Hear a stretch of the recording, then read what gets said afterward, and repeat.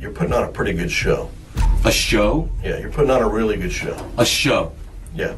How's this a show? This is 17-year-old Carlos Hallowell, who's accused of killing his own mother, Denise Hallowell. From an initial look, it seemed as if it were a grim yet straightforward case. However, the detectives had no idea just how manipulative and stubborn Carlos would be.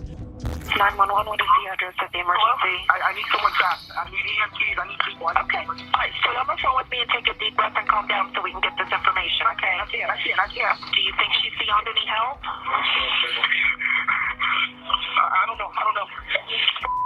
When detectives arrived at the crime scene in Inverness, Florida, they discovered the deceased body of 57-year-old Denise Hallowell lying on the bed with an axe embedded in her head. But even after Carlos caused such a gruesome death of his own mother, his main focus was to try outsmarting the detectives. So you're calling me a sociopath? Yeah? Really? Yeah. This is what sociopaths do. You can size me up all you want. I do have normal feelings. I loved my mom. Ask anybody in this county. As Carlos was the only person present at the crime scene, detectives brought him in for an interrogation. But when detectives started interrogating him, they were stunned by how far a teen would go to manipulate the truth. My mother and I came back from the funeral, and we had lunch together. We had pie together, and the last time I saw her was around 2:30, 3. We both went to our separate rooms to take our naps for the day, which is what we normally do. And then about a couple hours later, I don't remember the time, I hear barking from my side of the house, which is abnormal. Our dogs are supposed to be in that little fenced-in area. So I walk out to the front door. My mom's door is closed as always, but she does let the dogs out every now and then while she's taking a nap to just let them go to the bathroom. So the front door was wide open. I figured she might have forgotten to close it. And I looked outside. Our dog, the 2 green gates that you guys walked through, completely open. Every now and then my mom sometimes does that. She's getting older and she forgets things very easily now. She was. So went to go find the dogs, checked around the property looking for them. I couldn't find them, so I went to go wake my mom up to help me find them, and then I found her there. That was good. Mm-hmm. Although Carlos is claiming it to be a normal day, he in fact had an argument with Denise. Moreover, throughout the interrogation, Carlos is visibly restless and anxious. This could be because he's desperately trying to hide the truth, and in doing so is over-explaining himself. So you walk out, you see Noelle. Oh man, Noelle. So you get out your fence, you walk around to her, and you scoot her in. You get her inside the house, you close the door. Right. Then from there, in the little gated area, did you ever leave that area? Or you stayed right there in that little gated area and just called for them? No, I left. Went down the road because I usually can either find them at the gate or they'll be down to the neighbor's property, but I didn't feel like going all the way down there. So I was just be like, hey, Mom, you want to help me find the dogs? Because they don't go far. So you went up to the front gate? Correct. Called them? Firecracker? Yeah. And they didn't come back, so I walked back as well. And what did you do then once you got back to the house? I just walked inside and was going to get my mom up. Wanted to go help me find the dogs. And so then what? You see her? What happened? What was your reaction? What was it that you was trying to... Originally, I was shocked, but then I ran to her, shaked her a little bit, and then I could hear her breathing, and then I just started crying, yelling out, Mom, I'm getting help, called 911. So when you come back in, was her door open or closed at that time? Still closed. It's still closed? So you open the door, see her. How did you call 911? With my phone. With your phone? Mm-hmm. So you saw her, shook her, right? That's what you're saying? Yes. Told her, hey, I'll be right back. Yeah, I was like, I'm getting help. I could still hear her breathing, so I immediately called 911. And the lady instructed me to stay out of the house. So that's when you went out the house? Yeah. You went out to the front door? Mm-hmm. And then what happened? And then I just waited for you guys to come, and she stayed on the phone with me. I was still also trying to find the dogs, because I didn't want everybody being all over the place while this was going on. So you're on the phone with a 911 operator Yes. out front in a little gated area, Yes. and then what she's telling you? She was telling me give address, phone number, stuff like that, and then what was the emergency, blah blah blah. And then she said, "I'm gonna stay on the line with you, trying to keep me calm." And Deep you breaths. just stayed right there, or did you? I had to go up to the gate to open it for the deputies to get through. So the gate was closed then. Correct. I just walked up, closed, came back.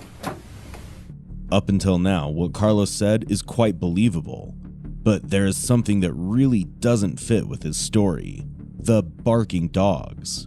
Detectives now start to investigate about dogs' whereabouts, and they are soon going to find a huge lead. Carlos is weaving his story in detail, leaving no room for gaps. But this is a grave mistake. Any normal kid who lost his mother just a few hours ago should be too traumatized to serve such a detailed story. What did you do after that when you saw her? I shook her, like yelling, "Mom, mom, mom, mom, mom, wake up." She was laying. So when you walk in the room, her back was towards you. Yes. And how did you shake her? Like Right on the side, like on her ribs or something like that? Yeah, where her arm was laying down like that, just, "Mom, you awake," and I could see blood running down her nose, but I could hear her still breathing. That was the only time you touched her? Correct. You didn't like run around the room a few thousand times? No, You just no. I mean, ran in, shook her, I'll be back. yeah, as soon as I ran in and I heard her still breathing, I thought there could be a chance. Ran straight to my room, grabbed my phone, ran outside, called, and then she instructed me to stay outside. But I didn't do anything and would never do anything to my mother like that. As much as we used to bicker and get back at each other, fighting sometimes, and then peace, and then back and forth, and then peace again, never. Never in a million years would I ever think to do that. She's my mom. I was adopted at age 4, and I've been with her forever. Yeah. Would never do such a thing like that. And if you're insinuating that, I'm very offended by that. You're putting on a pretty good show. A show? Yeah, you're putting on a really good show. A show? Yeah. How's this a show? And I remember that CPT talking about how your attitude of things were very sociopathic. Sociopathic? Which is exactly what you're showing me right now. It's well known that a sociopath is a person with antisocial personality disorder, a mental health condition that involves a lack of empathy and has an innate desire to be in control. But Carlos losing his cool demeanor and being hyper as he is losing control of the narrative he tried to build, hinting at his sociopathic nature. Not like that, no! It happens all the time, every day. Yep. That's what I just told you earlier, that it's usually like a loved one. Okay, I would not do that. You ask anybody in this county. My mom and I were amazing. We would never do such a thing like that to each other at all. My mom would never hurt me like that, and I would never hurt her. You call me a sociopath or whatever you want. And I'm sorry for getting upset. But you please ask around. Ask anybody. They We're going will to ask everybody. ask everybody. They will attest that I would never do that. And I don't know what kind of son you were to her. I loved her very much. But we're going to peel this orange way back and look in nitty-gritty Go ahead, details. please. You can. And you'll find that I would never do this. I don't know who The did it. evidence is going to show us something. Okay, that's fine, but I would not do this to my own mother. Well, I'm throwing this out there because this is the time. Like, if you did something, this is the time to tell us. Because right now, you're telling us a story that you had nothing to do with it. Correct. Okay? And if later on you come back and the evidence shows us something totally different, and you say, oh, Mom was a terrible mom, and she abused me, and we had a fight, and I did something stupid, you've already laying out this story right now. Correct. Which I can scrap. I can scrap that story if you have another story that's the truth. Okay? No, this is the truth. Because now is the time to tell us the truth. This is the truth. You remember when I was telling you, especially with the kids, if you don't come forward, you get in trouble, but not as much. But if we Correct. find out, remember that?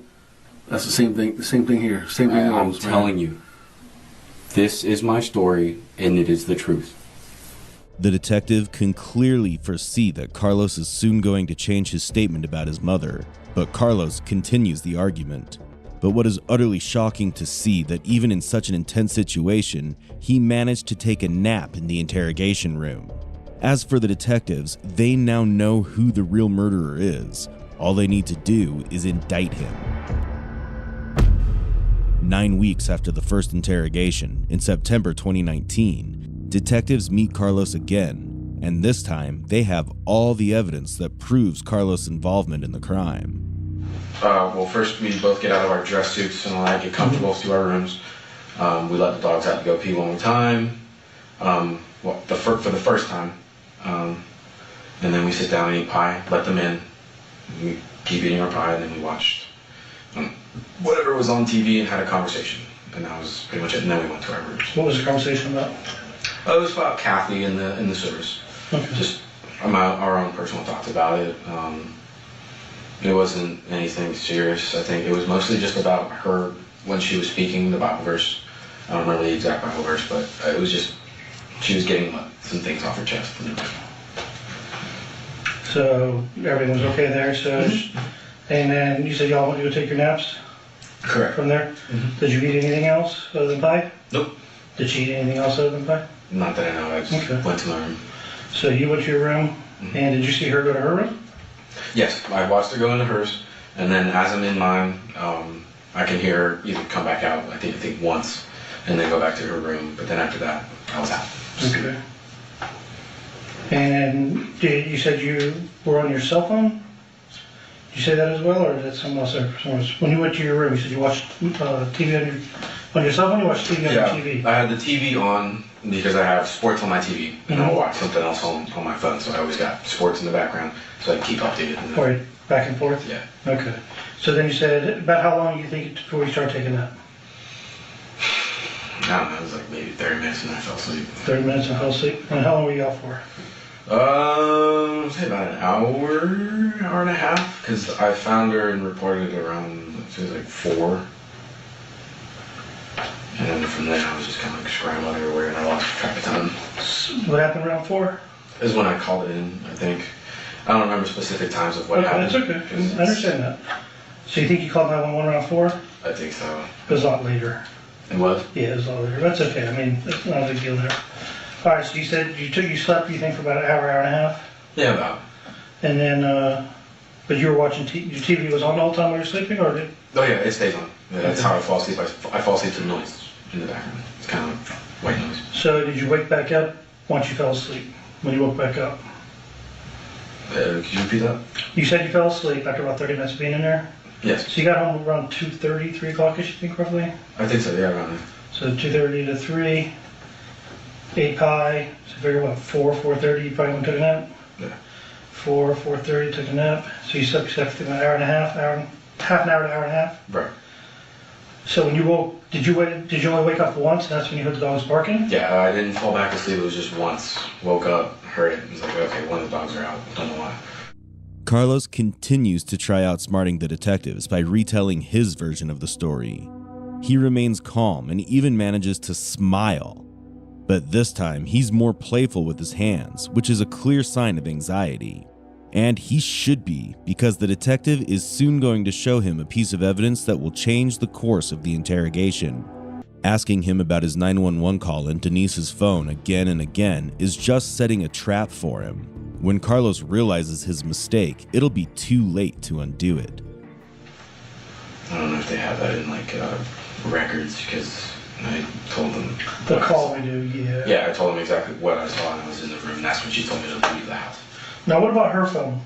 Hers, usually it's by her nightstand, which is, like, if you're looking at the bed towards the window, Right. it's on the right. If you're looking at the bed. So if you walk into the room, here's a door, you walk in, it'll be immediately on your left. But if Okay. you're sitting on the bed, it's on your right. That's generally where she keeps her phone at? Yeah. Did you ever see her phone? No. Did you see her phone that day? Yeah, she was on it. When we got home, she usually just turns it to do not disturb. Very private person. Do not disturb, and then goes in her room and just disappears. So she'll put it on Do Not Disturb, usually? Did you see her do it that day? She had it on, like, the buzz, the vibrate, but I never saw her put it on Do Not Disturb. Okay. That's common for her? That's very common. She doesn't like notifications. Fan of the butt, I imagine. Okay.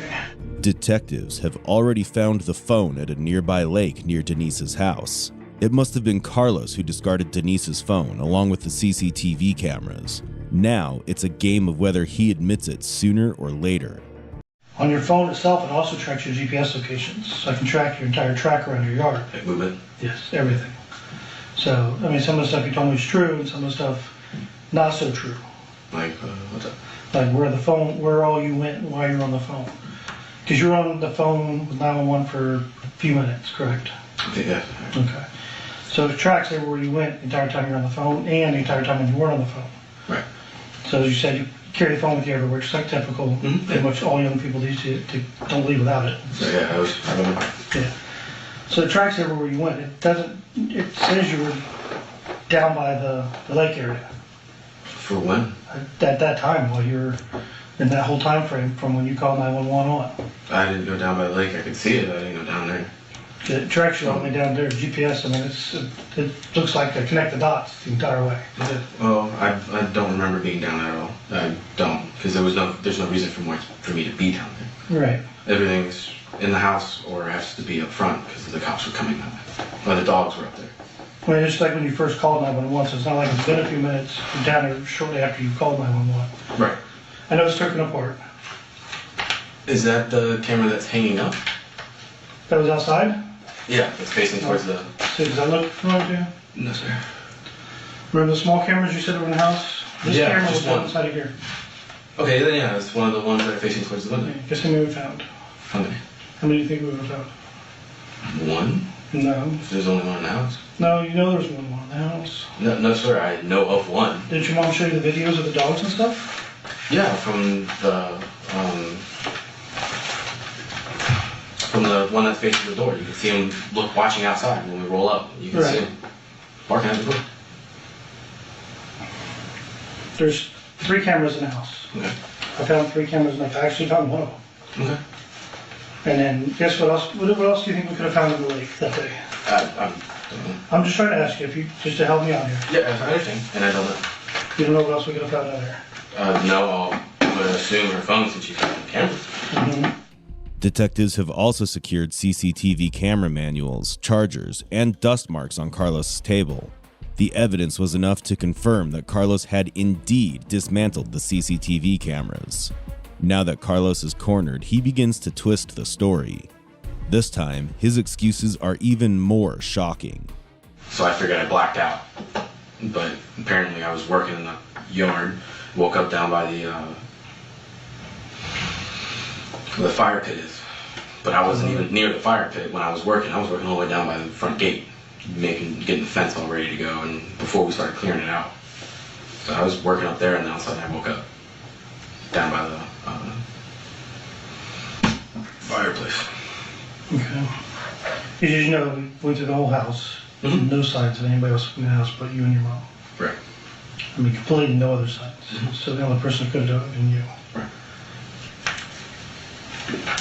Best of my memory, walked in the house with the axe, with not the intent of doing that, but I think my intent was kind of like, okay, Mom, I think we need to get to work, because it was getting kind of late. I do know that I was getting late, and my mom doesn't like to work past a certain time. She wants to be out in her bed. And then I guess it just kind of boiled over. I don't know if something was said. Because usually I try to talk to her. I'll say, hey Mom, get up, we gotta go to work, or hey Mom, we gotta do some stuff. So I don't know if I did that and she made a remark that kind of pushed me over the edge, or if it just all played through. So after you hit her with the axe, is that when you called 911 right after? Immediately. Right after you hit her? Right after. I went, bam, it was like, phone, 911, checked her breathing, pulse. But as soon as I saw blood running through her nose, I knew there was nothing I could do. So then I was just... He claimed that he called 911 immediately, but the evidence tells a different story. Detectives retrieved his digital footprint using his mobile's GPS tracker, and an unbelievable discovery. Carlos was by the lake destroying evidence while making the 911 call. With all the evidence in hand, along with Carlos's confession, officers presented him in the court. On September 14, 2021, Carlos was charged with first-degree murder and sentenced to life in prison without the possibility of parole. Because he was a minor at the time of the crime, he was ineligible for the death penalty. However, the cruelty of the crime, particularly the size of the axe Carlos used, made the presiding judge call Carlos an incorrigible offender and described him as unlikely to benefit from rehabilitation due to his psychopathic tendencies. The judge further stated that Carlos's behavior was a culmination of his desire for control over his mother's assets and highlighted his dangerous nature as cited by mental health experts. Worried about no bomb. My mama asked me some money for some deodorant. That's what my mind knows, some deodorant. I ain't thinking about no bomb. I ain't coming home. The man you just saw was Numene Laster. On the fateful day of August 1st, 2020, he went to attend the funeral of an 8-year-old boy, Jameer Shorter. As the family was grieving in the Weirt's funeral home in Davenport, Iowa, a fight broke out which ruined the lives of more than 16 children all at once. The fight happened between Numene and Jeremy Shorter, who was the father of the deceased child. It ended up in the killing of 26-year-old Jeremy, who was an affectionate father to his other 16 children, and Numene, who had children of his own that will never see their father again. After the demise of his child, Jeremy was heartbroken and seen crying profusely. On that day, Numene makes an entrance with a gun tucked in his pants. What was the reason for bringing a gun? Did they have an unresolved fight, or was it a reckless decision? This story will truly break your heart. Due to the carelessness of one person, the family lost 2 of its loving members in the same week, and 16 more children left orphaned. Motherfucker, don't know what to believe. Mama say it's my fault. It's my fault. I wear my heart on my sleeve.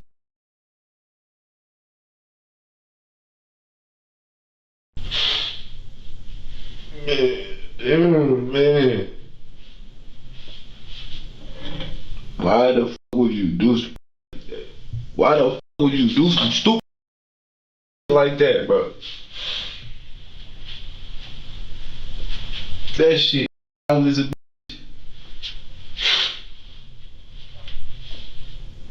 Why the fuck would you do some shit like that to me, bro?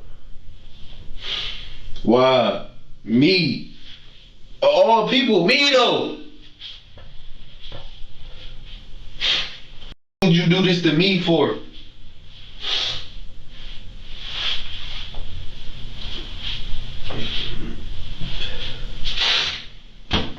That shit foul as fuck. Why the fuck would you do this to me, man?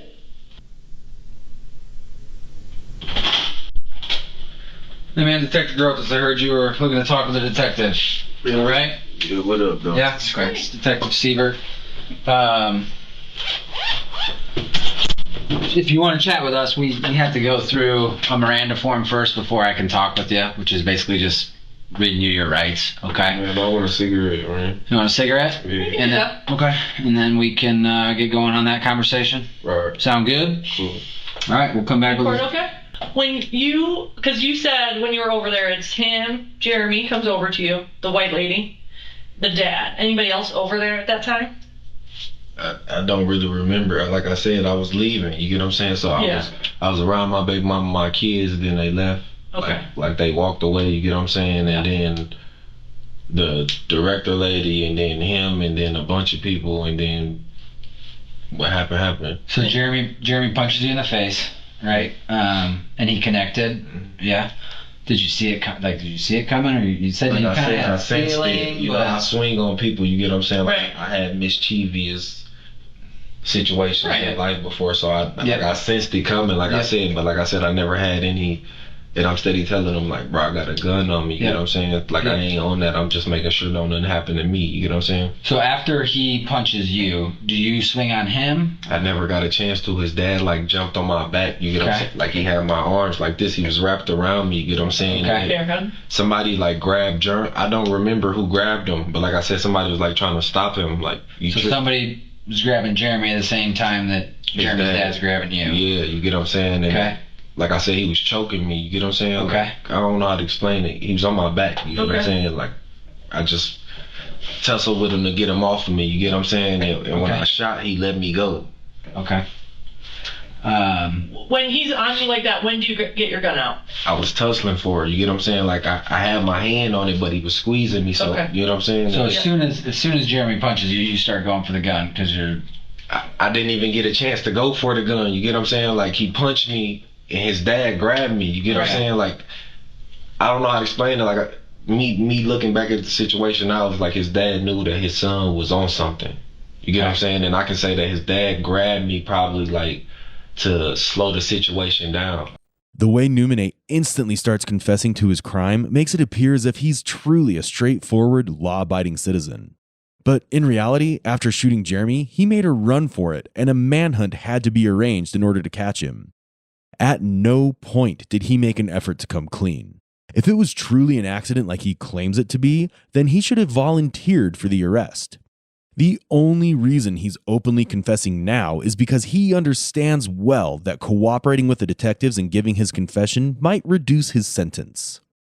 The reason the fight broke out was that an attendee told Jeremy that Numine had brought a gun to the funeral. Jeremy had the opposite philosophy to holding guns. He knew the repercussions were bad, and he himself never carried them. Additionally, he was already grief-stricken, and when he found out about the gun, he was seriously offended. That's when he decided to confront Numine. As the moment got heated, things got physical, and Numine accidentally shot Jeremy. I ain't been to the laundromat since I've been home. You said you showered and put on cologne today, though. Where did you stay last night? At this girl house, I know. Okay, who's that? In Rock Island. Okay. Do you know her name? Meme. Meme? Yeah. Do you know her, like her real name? Okay. We're just trying to make sure. Yeah, I know. I know you're trying to build this investigation. If the gun was somewhere other than the river. Right. But you're saying it's in the river. Right. Okay. We don't have to look anywhere else for it. Right. So. Our bosses are gonna make us. Yeah. You know. Yeah. It's for sure. Things. So. Do you have Meme's phone? You want a couple phone numbers from your phone, right. Correct? Including Ray Mom. Right. And who is she in your phone as? Kanisha Carter. Kanisha. Okay. With a K or C? With a K. Okay. And that's what it's under, so we can get that for you? Yeah, it's not under. No, I don't have a phone for it to be in there. You didn't have a phone? No, I threw the phone too. Where at? In the river. In the river. Numine says that he threw the gun in the river, which means now the police will have to search the river for the incriminating evidence. The detectives appear to believe that, but do you? Just because he's been forthcoming with a confession does not mean that he'll give away the evidence that easily. See what happens next. That's good. So,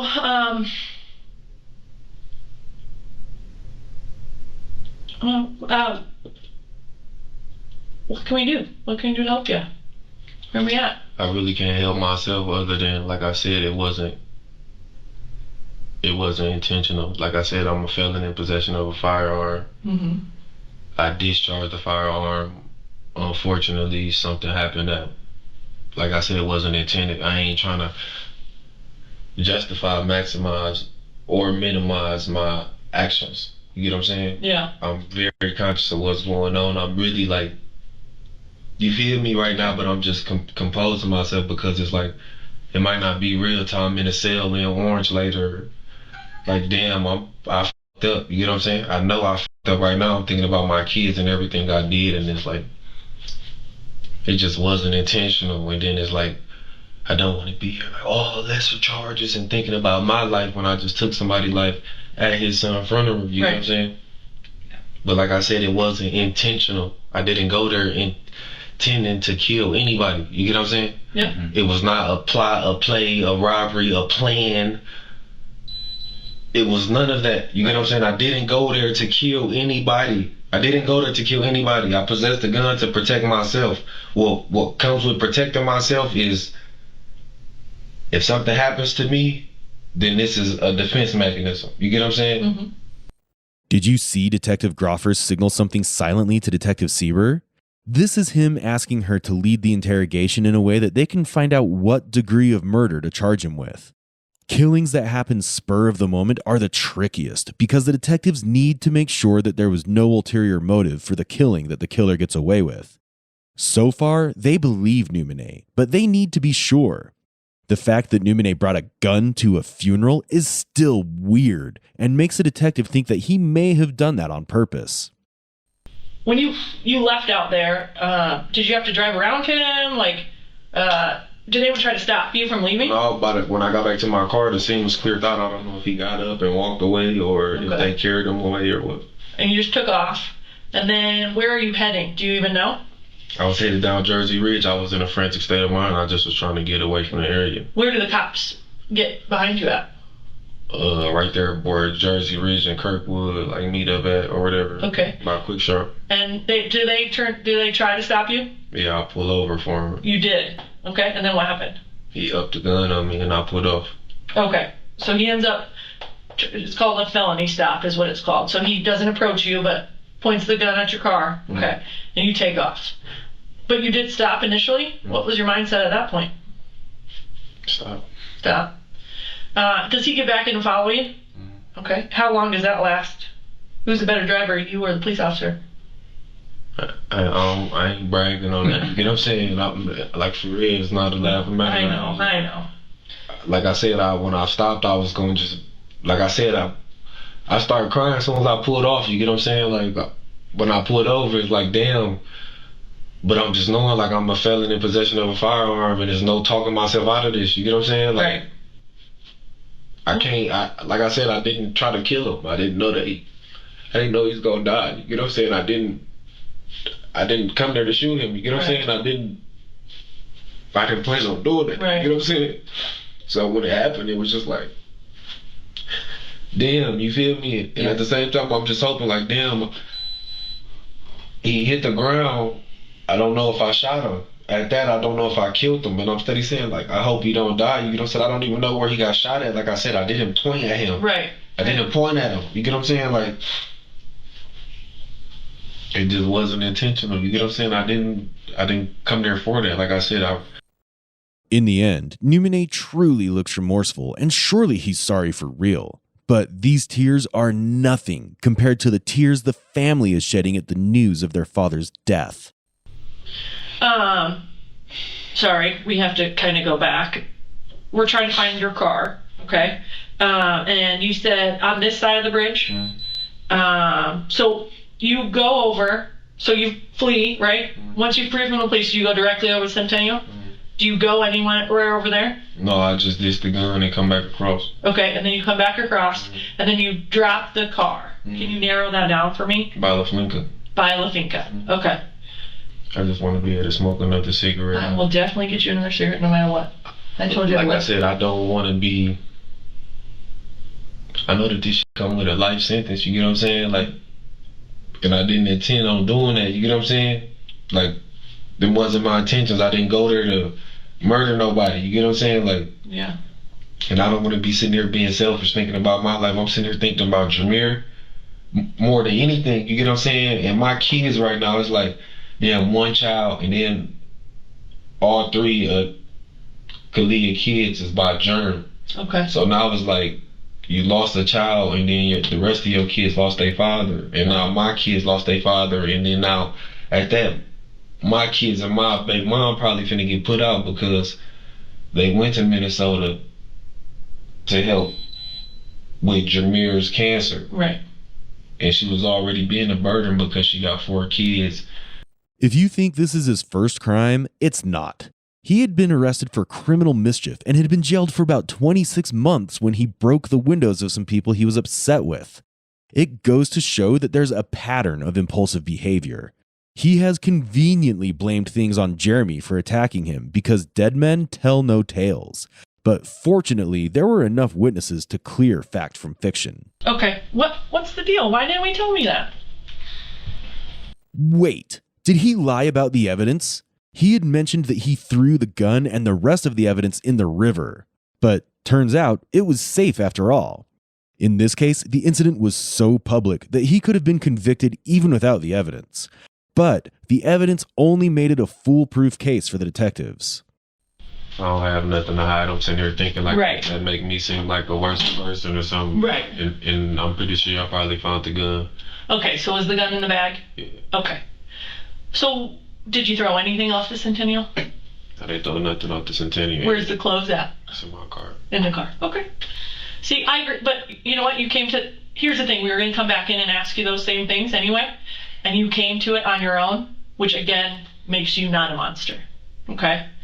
It does. It makes you a human being. Yeah, like I said, them wasn't my intentions on killing nobody, and I'm not no killer. You know what I'm saying?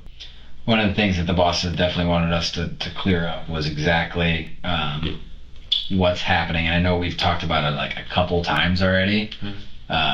So let's just all get on the same page. Jeremy punches you, and around the same time, somebody grabs you from behind, right? You said something earlier about maybe somebody grabbing Jeremy too? Yeah, like he punched me and tried to like pursue more punches. You get what I'm saying? And like I want to say it probably was the funeral director lady. You get what I'm saying? Okay. And his dad grabbed me, but like I said, it was a bunch of people right there, frantic. You get what I'm saying? Like a bunch of. Did you recognize anyone else that was right there? I didn't see anybody other than the director and his dad. You get what I'm saying? Like I know a bunch of people was around me, but I'm just focused on who I'm talking to. You get what I'm saying? Okay. So he grabs you from behind and he's like holding your arms down and you're trying to get to your gun. All right. And then at some point, Dad starts, you said that he was choking you, using his arm. Was he saying anything to you at that point? No? Okay. If he was, like I said, I was so in the mix to get off me. You get what I'm saying? I wasn't listening to anything. Right away when we were out on smoking the cigarettes, you said that you were able to shake him off. So were you able to shake him off pre-shot or?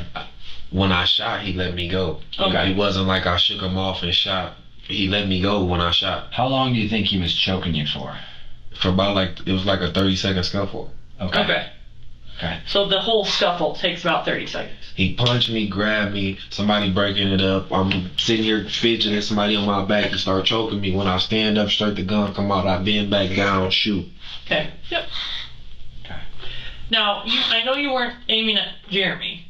Were you trying to hit the guy on your back? I just was trying to shoot, like, get off of me. Okay. You know what I'm saying? Yeah. Like I said, I was trying to shoot. When the gun came out, I was trying to shoot, but I didn't know, like, damn, is it cocked or not? You get what I'm saying? I pulled it, and then it was like, let go. You feel what I'm saying? Gotcha. Let me go. Get off of me. You get what I'm saying? I just shot once. I wasn't aiming at anybody. Right. I was trying to shoot the gun at the ground, and it wasn't shooting. You get what I'm saying? And then I cocked the gun, and then shot it. Okay, so you had actually cocked the gun. Okay. Is there normally a round in the chamber? No, I don't. No? There's no reason for that. Like I said, I'm not in tool with anybody. It's just when I got shot, I wasn't in tool with anybody. You get what I'm saying? It just happened like that.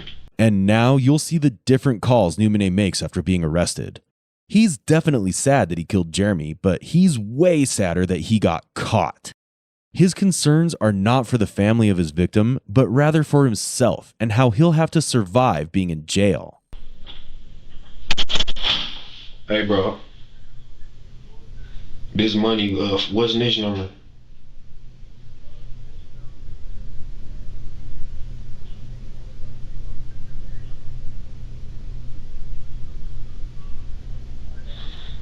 You know I'm jammed up.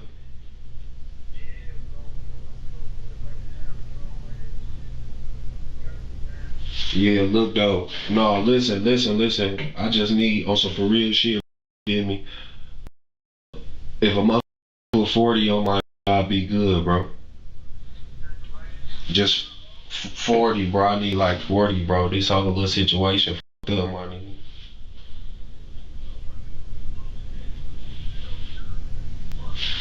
Yeah, look though, I'm saying to say, nigga, I ain't got no bread. When they take me over here, my nigga, I ain't gonna be able to make no calls. Just put like 40 on my shit, bro.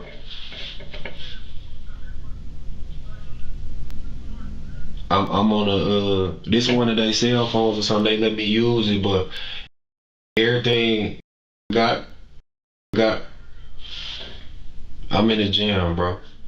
I'm in the gym. Man, the nigga punched me. He stole on me. Jermaine them got the tripping, bro. Long story short, you feel what I'm saying? He come out, oh, you out here at my son shit. Ooh, I'm talking to him like a man. Listen, fam, I fuck with you. I respect your shit. Ooh, I get it, my I'm here to pay my condolences. He stole on me. And all I'm just saying to say, like, for real, man, I got $16 in my pocket, bro. I got $16. I'm finna go over here, need soap, deodorant, and a couple dollars to make phone calls just to make sure. No, I'm over here at the little investigation. They already hollered at me and all that, gave me some cigarettes, let me make some phone calls and shit like that. You feel me? I ain't got no calls to make. You feel me? I don't know no numbers. He turned me in, Mom. I done knocked on this man's door. He called the police. I swear to God, I knocked on the door. He came out he looked out the blind. I'm looking up at the door. Listen, I knocked on the door. He looked out the blind. I knocked for like 15 minutes. I stayed there. Some told me like leave. I walked down the street to my homie Granny crib. I'm sitting on the back porch. I just get to seeing police in the area. I lay down. I sit there for like 10 minutes.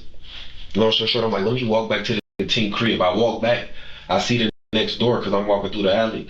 He like, oh, you geek, bro. The police just left here. I'm like, what the f going on? He talking about somebody was at his door. He ain't know who it was. At the same time, I'm talking to him. Poo-poo bringing the garbage out. Poo-poo see me, look me dead in my face, walk back in the crib. I go in the garage for like 2-3 minutes. I see a bike. I grab a bike. When I come out the garage, the police right there. Tink called him on me, man. Tink called him on me. Tink called him on me, man. He called him on me. Bro, look, listen, bro. I just wanted to let you know I love you, man. I'm sitting right here. They gave me a phone. I only got a couple minutes till they come grab this. It's love. If I call you, I know we done been through this shit and all that extra shit. I know this shit take a toll. Sabrina, I want to apologize to you for disrespecting you in your house, in your daughter, in your kids. I apologize, first and foremost. Like, I didn't mean no danger or nothing to you or your family. I apologize. I promise you from the bottom of my heart I didn't mean you. No disrespect. Oh. I didn't mean no harm or no disrespect to you or none of yours. I promise you. Now you gotta get off Facebook. That's the problem. Alright. Hey. I'm finna log out right now. Go ahead and log out. I'm logging out. My bad. Yeah, we can't have that. I apologize. I'm finna log out. Go ahead and log out. And I got it on the desktop view.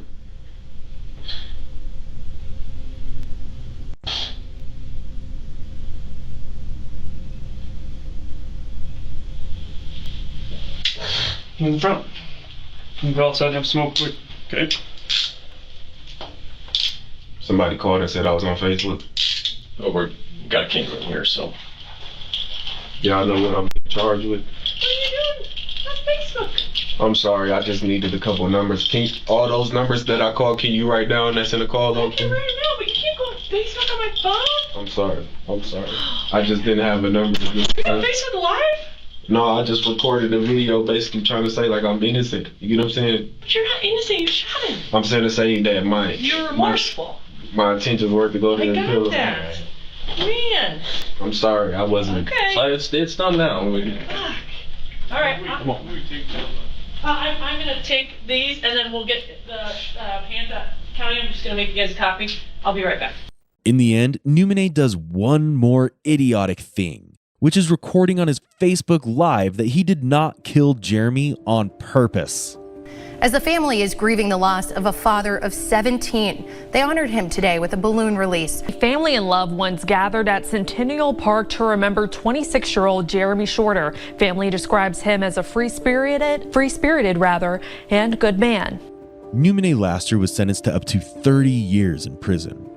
Court records show he has to serve at least 10 years before being eligible for parole.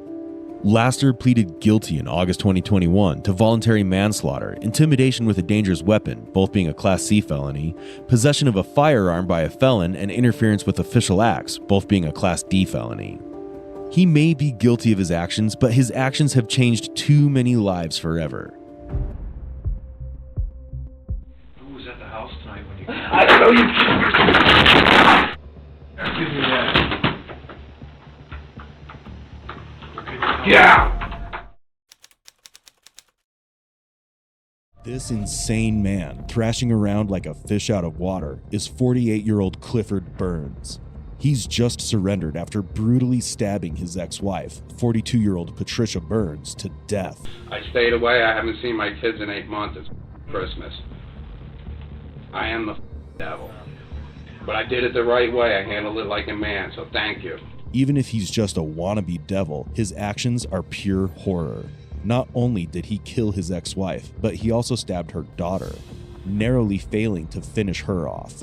Like any other sinister tale, this one begins with a chilling 911 call made by Patricia's daughter, Autumn, from their Lake Luzerne apartment on Christmas Eve, 2013. 911, where's your emergency? My mom's bleeding out on the floor. My dad just came in and they stabbed her and she's dying and she's bleeding out. But that was just the beginning, and things were about to get even worse. Oh my God, my mom's dying. Her food is going on the floor. My sister's gonna die. You need to get people in here. He's on foot. He ran. I don't know if What's he wearing? He's like 5'9", 5'10". He's bald. He's wearing camouflage right now, and I think he's gonna go out into the mountains. When officers arrived at the scene, they found Patricia lying in a pool of blood, brutally stabbed multiple times, with the house in total disarray. The killer's identity was no mystery, but tracking him down was another challenge. However, just as the investigation began, Clifford walked into the police station ready to surrender.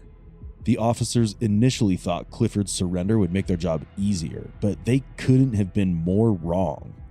What awaited them was the most unhinged interrogation, and they were in for hours of curses, rage, and relentless abuse.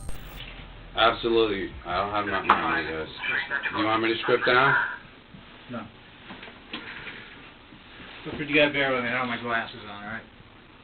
I know my rights and everything. You don't have to even read it. Just give me my charges. I'm pleading not guilty. I'm not a disrespectful guy either. Okay. You know the Bacchus brothers, who they are? I know them, yeah. They started all this. Oh, yeah? Brother Teddy. And they're lucky I'm in my right mind, because I deal with AK-47s and AR-15s. What I'm going to tell you what happened.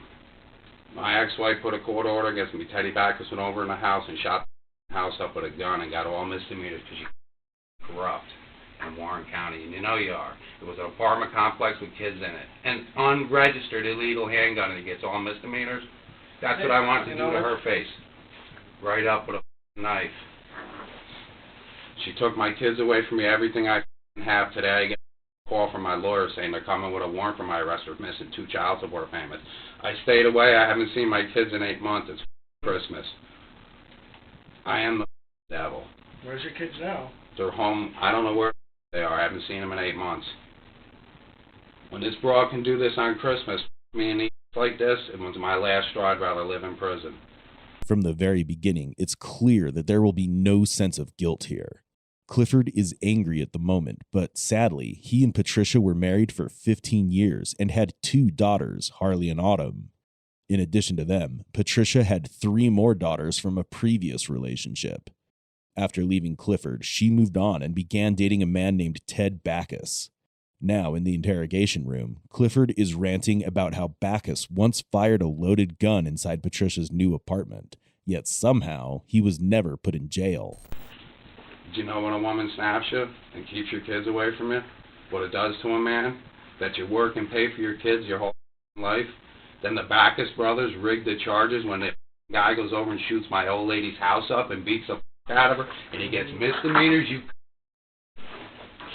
You know what happened up there. All misdemeanors, 9 of them when he shot the house up with an unregistered handgun. Do you know who Teddy Bacchus is? I know you know who he is. He's a retard. If I ever could get my hands on him, I'd kill him. I'm a man in every aspect. I gotta refrain myself because I can't even take it no more. Okay. You know what happened today? Family court calls my lawyer up saying they're taking my kids and put me in jail, and I did nothing but pay it, you guys. And this guy shoots the house up with a loaded handgun, gets all misdemeanors. It was an apartment complex. You know Governor Cuomo's gun laws? It was an unregistered handgun. Every bullet in the chamber of the gun was a felony. Going in the apartment complex was a felony and dislodging the handgun. He got 9 misdemeanors because of his brother. Beat my old lady up, put her in the hospital. My kid was home when he shot the Get him in here and put me in a room with both of them. I'll beat the out of him. He ran like a coward and a snake, and his brothers are 2 pieces of Okay. I have no idea what you're really referring to. You know what I'm referring to, 69 Route N. Okay. December of last year when he went in with right now. So I'm filling you in. I wasn't there that night, so I don't know. He's weren't there. Nobody did nothing to him. Nobody did nothing. But me, 2 court orders against me and haven't seen my kid since last year. He's disappeared from the town because I've been going up there the last few days. I was going to got him. Teddy Backus. You can tell him I said it. Don't ever let me out of jail again. Because I'll kill him. I love my children. Right here, Irish, and they're Irish, and you let this walk. We didn't let him do anything. But his brothers did. Okay. When I come home from family court, when she had me arrested on a violation, the cop in the car said he was brand new and he knew the charges were Trump, but he didn't open his mouth. Clifford uttered more slang than useful information, but to clarify, Patricia won custody of Autumn, while Harley initially chose to stay with her father. However, after enduring abuse, Harley too moved in with her mother, and Clifford became responsible for the child support. But when he fell behind on 2 payments, a warrant was issued for his arrest. That alone had him fuming, but what really sent him over the edge was the fact that Ted Backus, who fired a gun inside Patricia's apartment, walked away with only misdemeanor charges. Clifford's rage is evident, but at its core, it all boils down to one thing: jealousy. I love the broad. She took everything from me. My lawyer called me today and said I'm going to jail for a violation of not paying child support.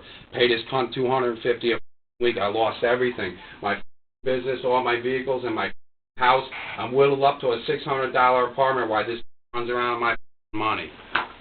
My kids, I talked to my daughter 2 days ago for the first time, called you and said the is over there drunk. The kid was afraid to go to home. They were going to do something. They never do nothing to the They go there and she's intoxicated with the minors in the house and you do nothing. What the is your problem? I don't know who went there. You're classifying us all as one group. I don't know who went there. I don't know who's handling. You know what? You got to admit, brother. Say what you want. We're off the record because I ain't signing nothing. Okay. The Backus brothers rigged his charges, and this is what I heard because I know everybody in the town. Okay. The man that built the town hall told me he was going to lose his gun, his hunting license, so they didn't give him felonies. You did that down in Albany, you still wouldn't be out of jail today. They would have f***ed you up. This is the Wild West, man, and I'm a wild ain't I now?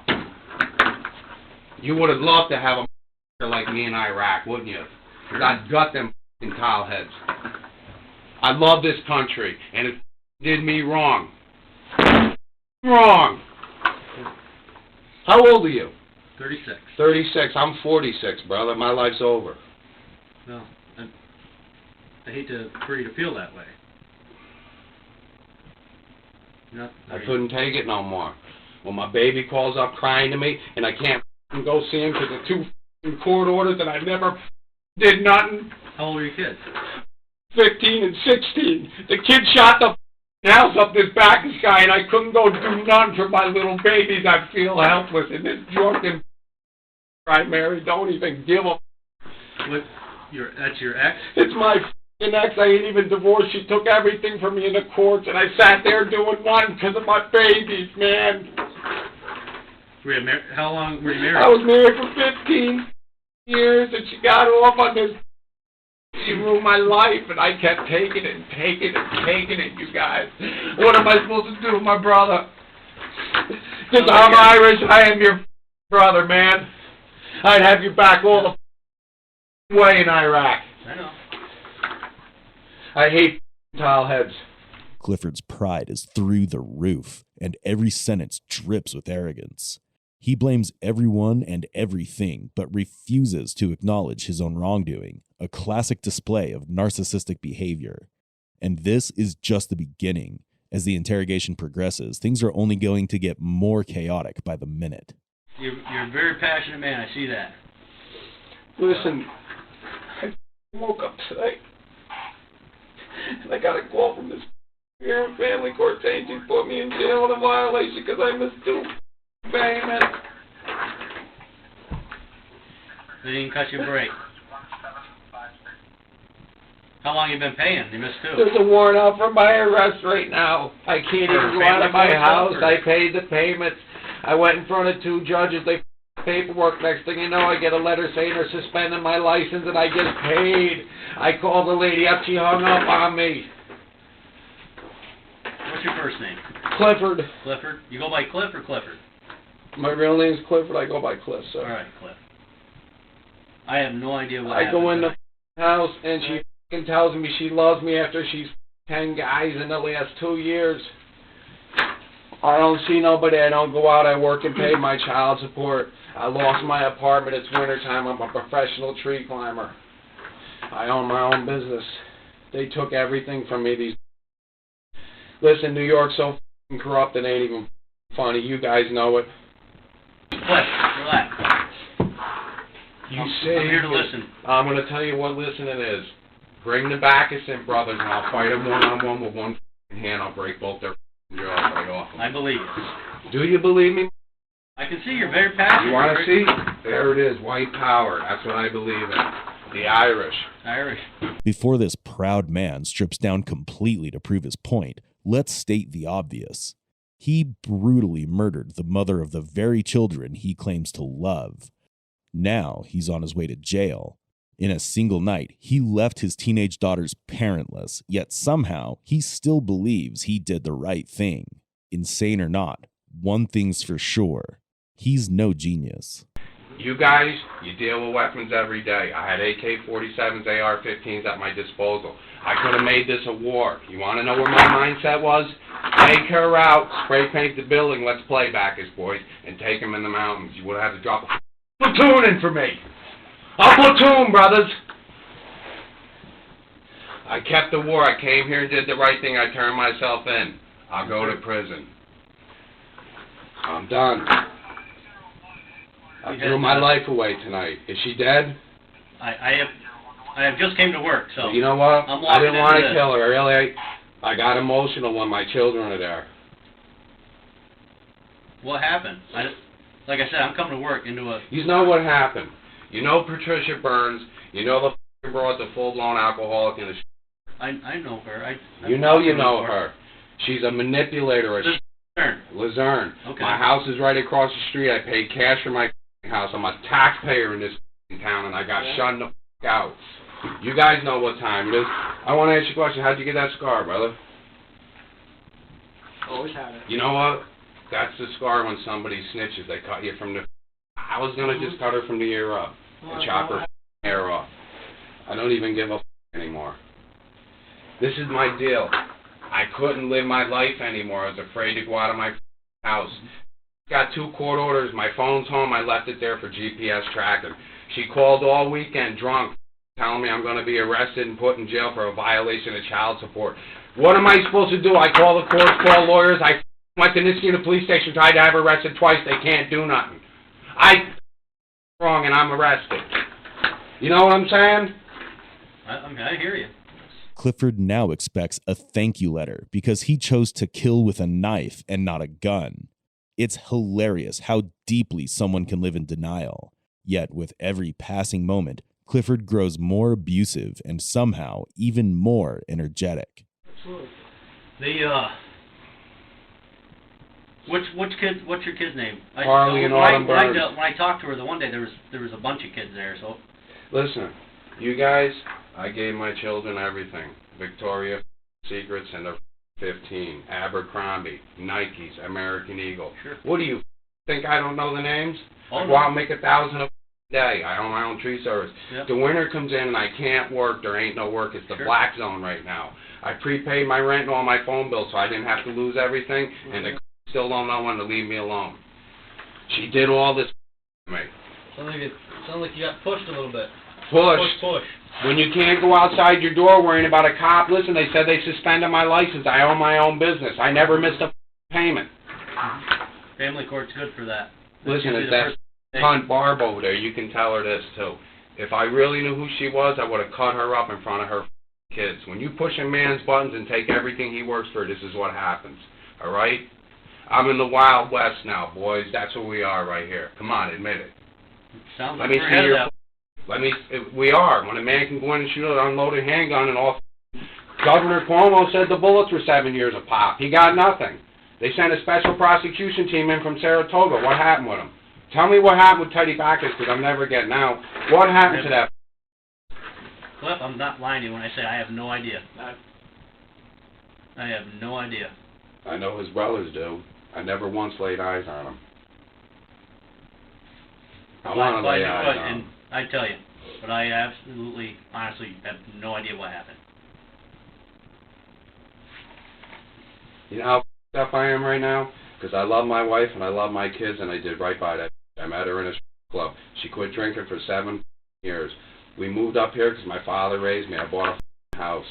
Next thing I know, I'm traveling in this unit every day. 2-hour commute, and he's f***ing my wife. I didn't get him. I wanted him. Dead.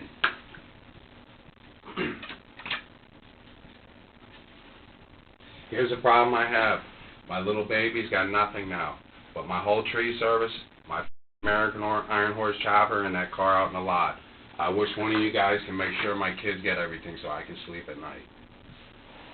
Please. Is it in writing? I put it in writing right on my table before I left on this recon mission. Okay. Clifford sees his brutal crime as some sort of recon mission, fully convinced that he's the anti-hero of his own twisted story. It's as if he drew inspiration from action movies, but his Wild West delusions make it all the more disturbing. He actually believes that after all this, throwing some money at his children will somehow make things right. I haven't eaten in 2 days, and this calls me from Warren County child support. Puts a warrant out for my arrest on Christmas Eve. You tell me there ain't something wrong here because I missed 2 payments?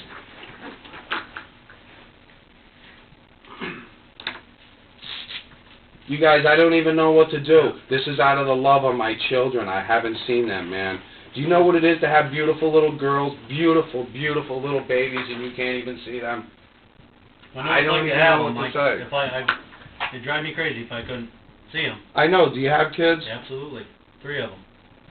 She put a court order against me, a 5-year court order.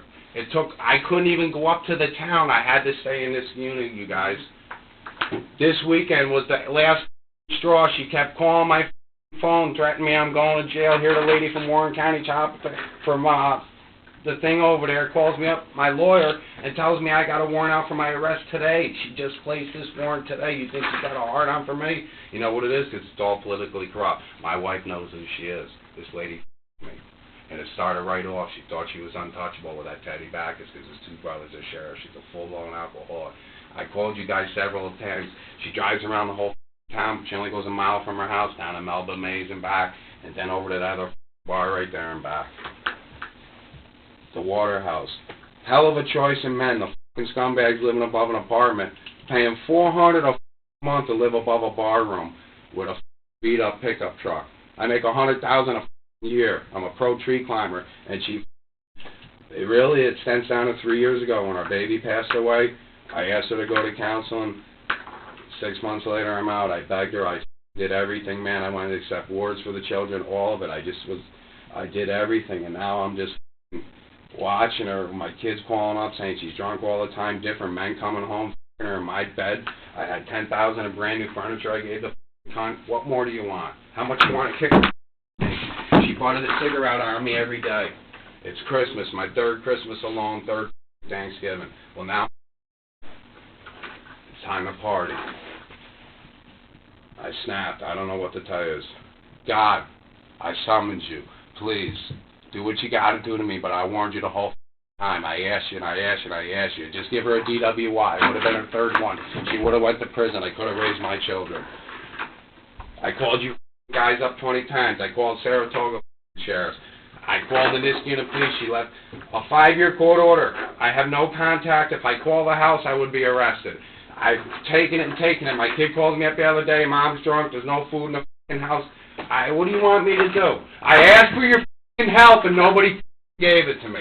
Not a person.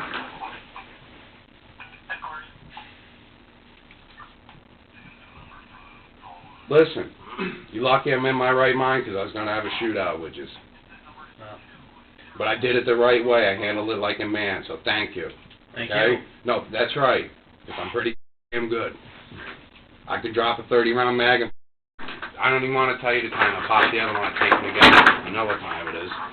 Clifford rakes in $1,000 a day and needs to pay just $250 a week in child support. He lives in a modest $600 apartment, yet somehow he claims he went 2 days without food and hit rock bottom. At this point, Clifford's worst enemy is himself, and probably mathematics. This has all been built up on my chest, and I'm telling you guys, and I'm telling the wrong people because you guys are like the snitches of the year. When you can really let it happen, though, what happened with the Backus brothers, them should have been suspended without pay. Come on. An unregistered handgun in an apartment complex. Dislodged. Then he went store with the SWAT team. When SWAT comes in, they're felonies across the board. He got 9 misdemeanors. He still got his hunting license. Them coward little punks. If that dude was here, I'd try to crack him. Right? You know what time it is. Either one of them brothers. They think they're that little fat, little pudgy little brother. He pulled in the parking lot. They got to have cops. Looks at me with my old lady in the car like he wants to f with me. 2 court orders. I can't pick the war till I can pick it. I love my wife. I love her, man. She emotionally just destroyed my life. I have nowhere to turn to. I mean, I haven't eaten in 2 days. It's over with. Is that you came from your wife's house when you came here? I don't know what you're talking about. That's what I'm asking you. I don't know either. You know the whole story. I'm right on camera. So. I went there to see my children. Were they there? No. I couldn't even tell you. I blacked out. I didn't know what I was doing. I'm in like, I haven't eaten in 2 days. You see pupils in my eyes, man? We'll get you something to eat. I'm stressed the f out. I just want you to bring me to Warren County jail and put me in a cell. And I'll just doom the rest of my life. The woman just couldn't leave me alone. I begged her. I can't call her. She calls up. I said, please leave me alone. I haven't gone near this broad in years. I don't even call her, talk to her, talk to my kids. And you know what it is? It's games. The broad kept humiliating me and drive. It's like she was taking a cigarette and doing me. Here's the deal too. I have joint custody. And every holiday I'm supposed to have them, half the holidays, half the summers. With the court order was put on me last year, I lost all of it and kept getting threatened, you're going to jail. She took my children out to cover up her second lifestyle. You can ask anybody in that town and do an investigation. She's a full-blown alcoholic. Like this, shakes. The last 4 weekends we had our house, she ran from Friday to Saturday. 2 weekends was in the Woodside Motel, and I don't even know where she ended up the other 2 weekends, over to Waterhouse with Backus. One moment, he claims to love his wife. The next, he's ranting about her being an exotic dancer and an alcoholic. The detective's patience is commendable, but getting any useful information out of him is proving to be a challenge. After all, Clifford has turned the interrogation into his own personal therapy session. Only now, he's about to get even more aggressive. You guys are on my back and telling me it's raining if you didn't hear what happened last year at this time. I didn't hear all the details. I heard about him getting arrested, but I didn't know how it turned out. He shot the house up with a gun and beat the out of her and got all misdemeanors. Yeah, I didn't hear that. You didn't hear it? No, That's what his charges were, 9 misdemeanors. You know, Cuomo is on top of everything. The unregistered handgun was a pistol at 22. He shouldn't even be out of jail now when he's out running the streets. Let him run back to his pig now as a platter ring turned back in. And she said he wanted to marry her. Knew her for 6 months. I had 15 years in her and 2 beautiful children. And here's the kicker with the she had 3 other kids with 3 different guys. The fathers never paid a dime. I took them under as my own and supported them for 15 years. 15 years, and this is how you repay me? You want to know what else is up? This is what snapped me too. My one daughter is 16, and she's been staying at a boy's house continuously for the last 6 or 8 months. I didn't know the address because I go over and slice his father's heart out. My daughter's already has course too at 16. 16! How can I have him arrested for and this broad sits over there drunk? Drunk. She allowing this to go on at her She's house? allowing it to go on. And my 2 daughters, I always told her they're my most valuable possessions. Something ever happens to them, I'm not going to the police. I told her that last year when the gunshots. I asked you guys for help all the way, and you down my throat. You told me to handle it myself. I prayed to God I handle it to myself. I rid the devil of the planet tonight. At first glance, Clifford might seem justified, just an outraged father reacting to injustice. But his anger is completely misplaced. His rage stems from jealousy over Ted Backus walking away with 9 misdemeanors, and even worse, he believes that loving his own daughter somehow excuses harming another child of Patricia's. He has lost all sense of reason, yet he's blind to it. In his mind, he isn't a violent criminal, but a rebellious warrior with a cause. But now, he's about to say something that completely contradicts everything he believes.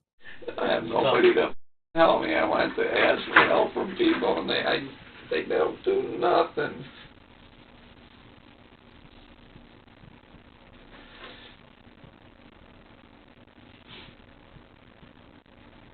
I've worked for so many police officers, you guys. I do all the highway department work, schools work. That's good. And I'm a good guy, and I never did nothing wrong. I married his and she got off on this every day, calling me up. I had 2 court orders. She wanted to run my life, just pay and take everything I own.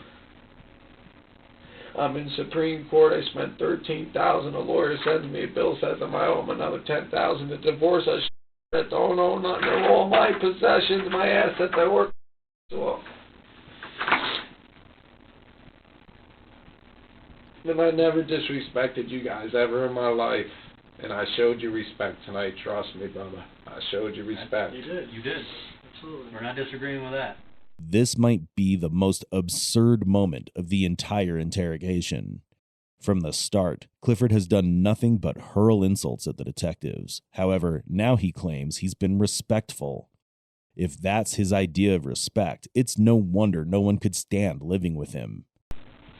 What's on my mind's the Backus brothers and your corrupt charges that were rigged. He went over and shot my wife's house up at my kid's home in the house. He gave him 9 misdemeanors. You know what the I'm talking about, don't you? You head honcho. Oh, I'm not a head honcho. You're not a head honcho? No, you got me all. Well, who rigged the charges that night? When a SWAT team comes in, that means felonies across the board. Okay.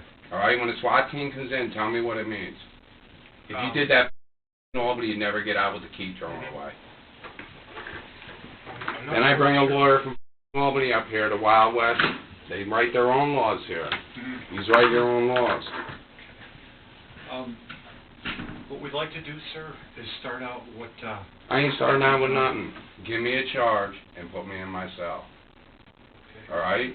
I'm signing nothing, not guilty on everything. Just give me the charge and put me in my cell. I lost my life this evening. I'll never see my daughters again. Over a alcoholic piece of... All right? Name one of you let a man go in your kid's house and dislodge a gun. This has been in my brain for a year. She put 2 court orders on me and took me away because a Teddy Backus put her up to it. All right? You know who the I'm talking about? Your tough guy Backus motherfuckers. I hate them. The coward little punks. Tell them I said it. They got what they wanted. He should have finished the job. How's that, Teddy boy? But he got all misdemeanors for dislodging a .22 caliber gun in the house. It was an apartment complex. He should have got 10 felonies across the board. The 6 bullets in the chamber, the unregistered handgun, you tell me. You corrupt.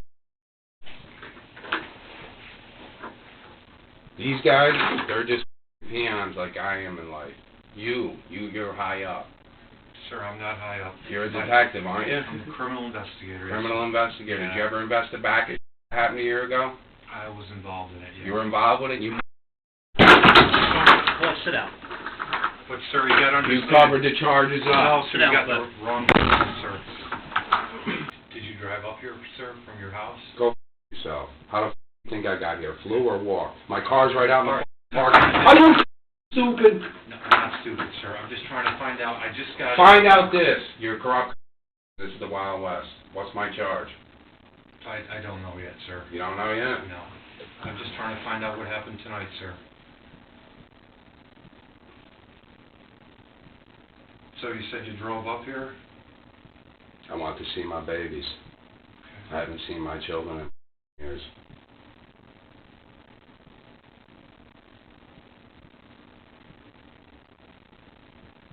You guys started this war. Do you understand me? Do you understand me? You started the war. That coward just ran out of here because he knows what you did. You rigged another man's charges because his brothers are sheriffs. Go f*** yourself. Suck it. Alright? You go home to your kids. I haven't seen my kids because of that mother. Them Bacchus brothers, I would have loved to ran into them. You are the most corrupt on the planet, right here in Warren County. You did that down in Albany. The Bacchus brothers should have been suspended without pay and fired from their jobs. Alright? Am I telling you a lie? I understand you're upset, sir.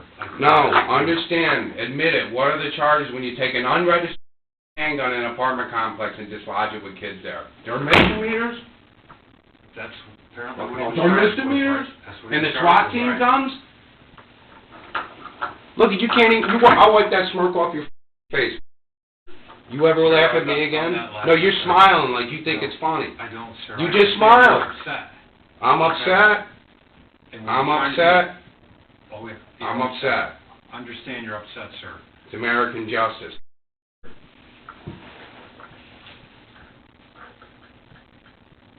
After you drove up here, sir, You what happened after suck you it. drove up here? Give me my charge. I ain't signing nothing. Can you tell me what happened after I ain't drove telling up you here? a thing. Please tell me after you drove up Go here. f*** yourself. What happened after Go you... f*** yourself. What do you think, I can't kick you upside the head with my boot right now? I'll make you wear this size 8, you coward little punk. You started this, alright? You started it. You did. Because you're corrupt. This might seem like the greatest disrespect a suspect could show an officer, but Clifford isn't done yet. Despite claiming to have gone 2 days without food, he's about to explode with energy. He'll push even further, determined to prove that he's right. I just want to see my girls, so you understand. That's all. My sister's seeing and she's gonna call me up. My baby's over there. I got joint custody for visitation. I can't exercise it. She had me arrested. The ex-wife for coming up on a false charge. That was it. I worked too hard for my Today was it. It was the breaking point. They can have it all. You take it all. Take my dump truck. I work my life off. Work my chipper, my business. Take my car, my $30,000 motorcycle I work for. Take it all. I don't care no more. Just put me in a jail cell. What happened when you got to the house tonight? Was Tina there when you got there? No. Who was there when you got there? Dude, I blacked out. I don't know what happened.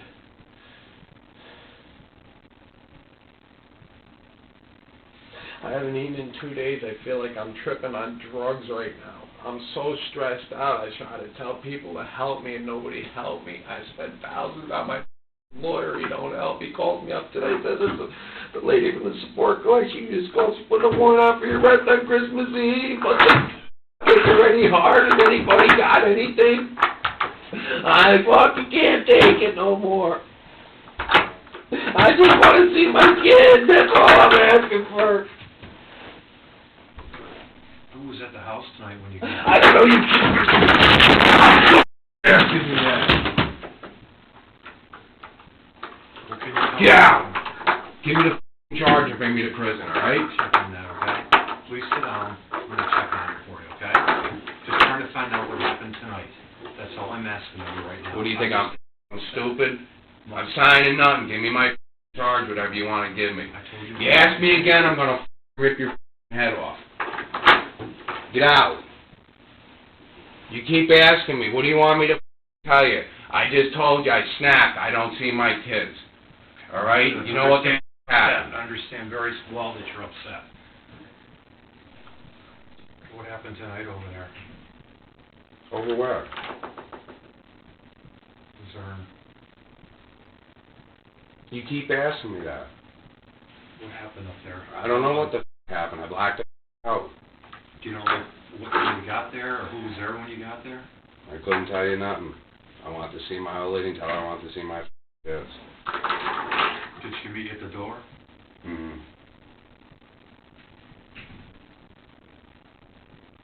And she wouldn't let you in? Listen, I want to go to a jail cell. I don't want to sit here no more. Alright.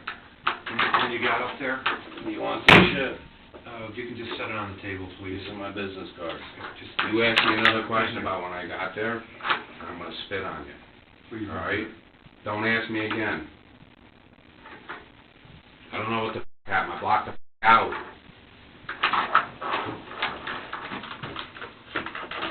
Clifford is throwing out every slang word imaginable and recounting every detail about Bacchus and Patricia, but the one thing he conveniently forgets is how he brutally murdered Patricia. It's clear he still believes that behaving like this might save him from a life in prison, maybe even earn him a lighter sentence. I can't take it, I can't take it, you win. It's over, you win. Put me in jail, that's what you want. I pay, that's all I do. I'm a man. Is my skin black? I have no food. My kids, the $250 a week are telling me she drinks it all up, they ain't even eating. And there's nothing I can do. I filed all the petitions, I did everything in your phony little world, and I got it shoved up my... Did she not let you in tonight? I don't know what the f*** happened. I don't even know. You keep asking me, I don't know. I blacked the f*** out like I'm an alcoholic.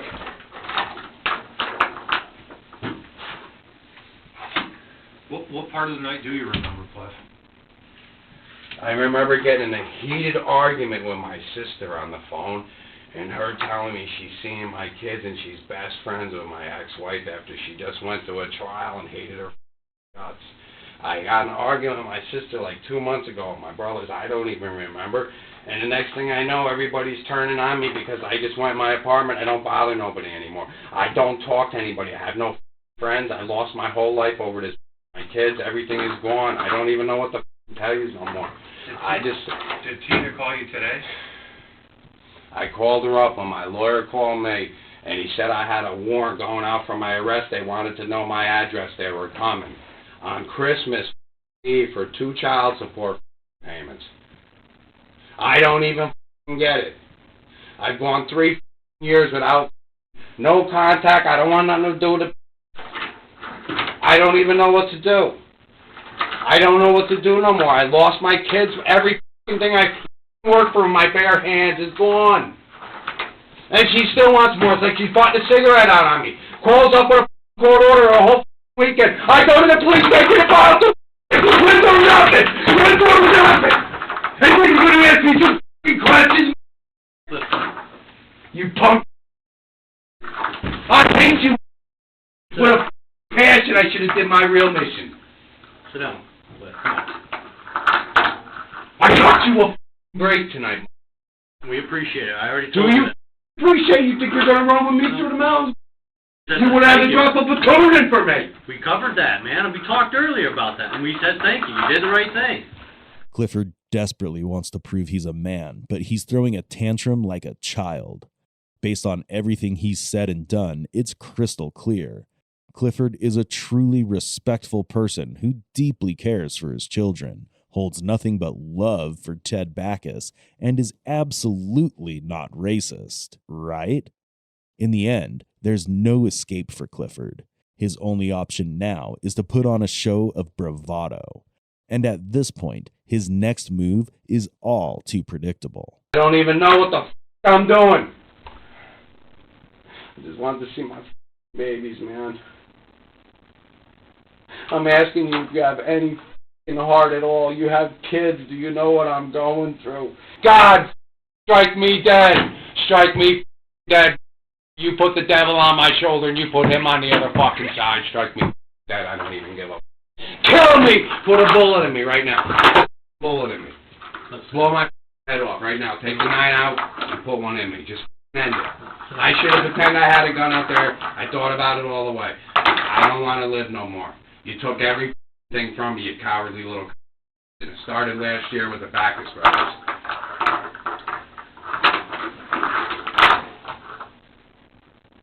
And that was the only thing left for him to say. The detective spent 4 more hours trying to get real answers, but Mr. Righteousness kept rambling about his best friend Ted Backus and how much he loved his children. With nothing useful coming from him, the case moved to trial, with his confession serving as the key piece of evidence. On April 17, 2014, Clifford pleaded guilty to murdering his ex-wife, Patricia Burns. However, shortly after receiving a sentence of 23 years to life for second-degree murder on September 5, 2014, the self-proclaimed devil and the man of all men filed a pro se motion to withdraw his plea. He argued that his plea was involuntary, citing emotional distress and ineffective legal counsel. However, his so-called bravery amounted to nothing, as the Warren County Court denied his motion, even after assigning him new representation. From one perspective, Clifford's feelings make sense. He was separated from his children, betrayed, and pushed to his limits. His anger is somewhat understandable, but the way he chose to handle it was completely irrational. Calling himself a man after killing a woman in front of her children is the opposite of being one. At some point while you're on the phone with your sister and walking around the woods, did you find something? Yes, I stepped over a log and found the remains. And specifically, when you said remains, what did you see? Specifically, I found a human skull. The community was paralyzed with fear when 22-year-old police officer Miles Bryant, entrusted with their safety, was accused of murdering 16-year-old Susana Morales. Her remains were discovered over 20 miles from Norcross in a forested area on February 6, 2023. Now, he signaled you, and when you walked over there, what did you first observe? There was a Glock 19 handgun underneath some pine straw. Miles Bryant's firearm was discovered near the site, linking him to the case. After his arrest on February 13, 2023, several women came forward, accusing Miles of stalking and breaking into their homes. I was shocked. I felt like it could have been me because he was the person at my door coming and unscrewing my knob and kicking it down and stuff like that. This screen grab of a man in military fatigues from October shows the first time Bates says a neighbor's camera recorded him at her door. She says 2 other videos from December show him back there again, covering his face and pulling on the door handle, then again knocking. The community was left in shock after a police officer, once seen as a protector, was charged with a horrific crime that forever changed the life of the suspect. On July 26th at approximately 6 p.m., we know that Susana Morales left her home on Santa Ana Drive in Norcross and walked a short distance to the Sterling Glen apartment complex on Indian Trail Road. There, she met with her friend for about 4 hours, and at about 10 o'clock, she began her trek back to her house. We know that between 10 and 10:30 p.m., Susanna had an interaction with an individual and ultimately was not seen or heard from again. This surveillance video captures the last moments 16-year-old Susana Morales was seen July 26th. She was walking home near Singleton Road and Indian Trail Lilburn Road after visiting a friend. Something happened in between the place that we got the camera footage from and our neighborhood, and that's like a minute apart. So something happened in that little minute, and we just haven't been able to figure out what happened. Jasmine defended her sister when the police suggested Susanna might have fled home. So we know that she's not out there because she wants to be. She will never do that. I mean, it's been over a month. It would have been like, so she would have contacted like her boyfriend, my mom, me, or at least. It's frustration of not knowing where she is, not knowing anything, you know? Like, all I ask sometimes is just, I just want to know where she's at so I can get her. This case was immediately assigned to our Criminal Investigations Division, who worked diligently on this case and followed up on a number of leads and tips. However, those leads and tips did not come to fruition. We know that on February the 6th, a citizen who was walking in the area of Drowning Creek Road and Highway 316 happened upon skeletal remains. The Gwinnett County Police Department sealed that crime scene, the Gwinnett County Medical Examiner took custody of those remains, and they were positively identified as having belonged to Susanna Morales. The following morning, February 7th, we brought out a large contingency of police personnel and conducted a methodical and meticulous search known as a grid search. And during that search, we located a firearm that had been reported stolen on July 27th. This is the same day that Susanna was reported missing. That firearm we traced back to a 22-year-old former Dorville police officer named Miles Bryant. Bryant then became a person of interest in our case. We continue investigating, and on February 13th, we secured warrants for concealing the death of another. Miles Bryant was promptly called in for questioning. I just play basketball, sorry. Nah, you're good, man. We've been all over this complex. Oh, man, you Dorville? Yeah. How long you been with them? 2.5 years now. You like it? Yeah. So, yeah, when she first was missing, I was talking to the neighborhood team, stuff like that. They didn't really know anything. I don't really get to the school much. Watching the news, and my girl used to stay here, literally just moved out, and pretty much it. Yeah. Nothing. What are those neighborhood kids saying? I haven't talked to them in a minute, but when she first was missing, it was like they was just with her, and they were joining on each other, some crazy. Yeah. I haven't heard anything actually. Like me and my girl was talking about it, stuff like that. It was like it's just weird. They said she was walking home, and then she just, you know. And that's what we're just out here asking questions and stuff. Like, how many calls do you get like being courteous? None of us are courteous. No, I would get maybe like. It depends. Like, I get stupid calls like noise complaints. Yeah. Noise complaints. And do you have to like come out and handle those, or? Yeah, sometimes. Yeah. Sometimes I come out. Sometimes I try to get West Side guys. Yeah. Come out, stuff like that. Sometimes I ride around and patrol. Yeah. You do a lot more than some. I worked down in the South Precinct where I started, down in like Stone Mountain, and man, there was one courteous officer. He wouldn't do a thing. Like he was calling us for every little thing, man. It was ridiculous. All right, so we just got some questions. We got to run over like some stuff. It seems like you're courtesy here, so you know kind of things what's going on. Well versed in what's happening in the complex. So you got some time for us to come up to our headquarters and just talk about what you see on a daily basis and stuff like that. Yeah. Does that be today? Yeah. Yeah. Now?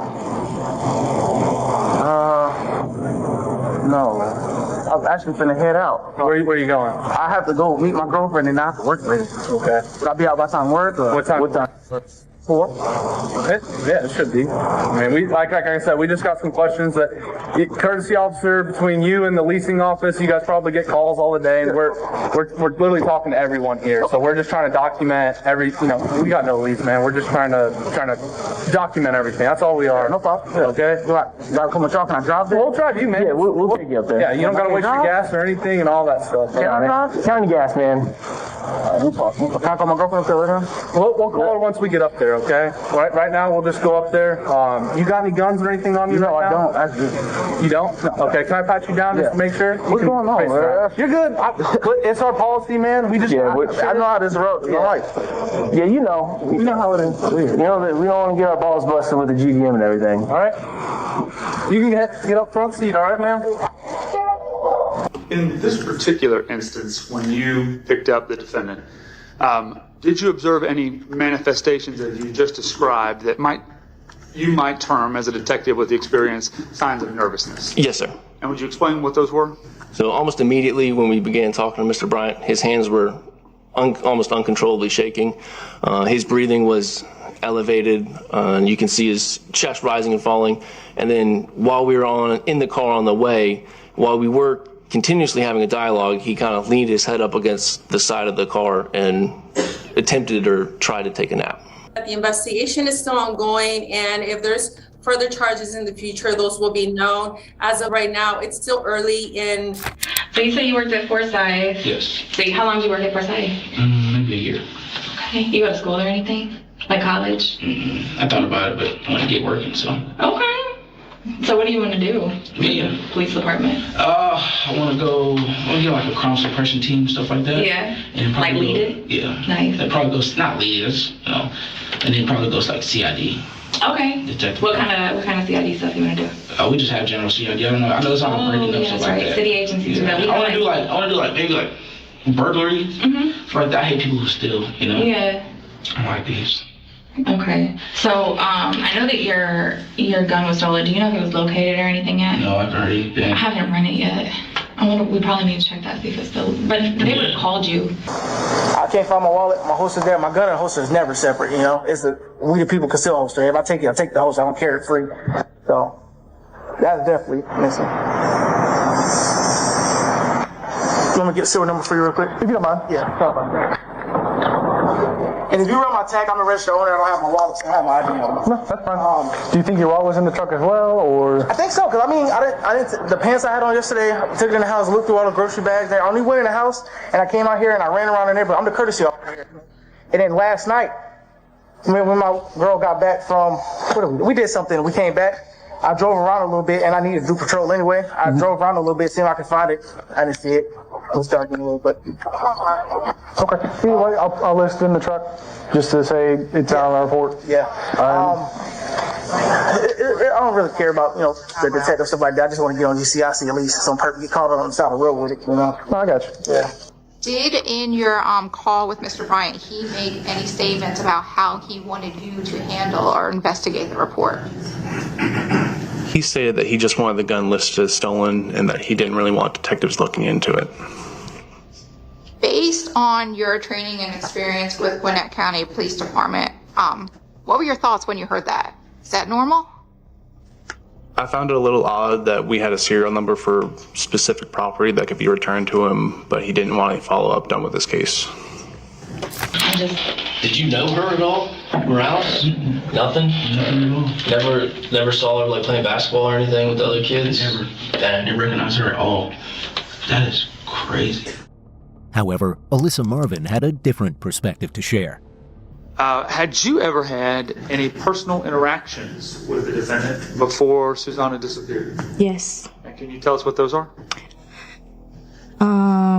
So there was one time, there was multiple times he would drive by and, he'll say hello and everything to everyone.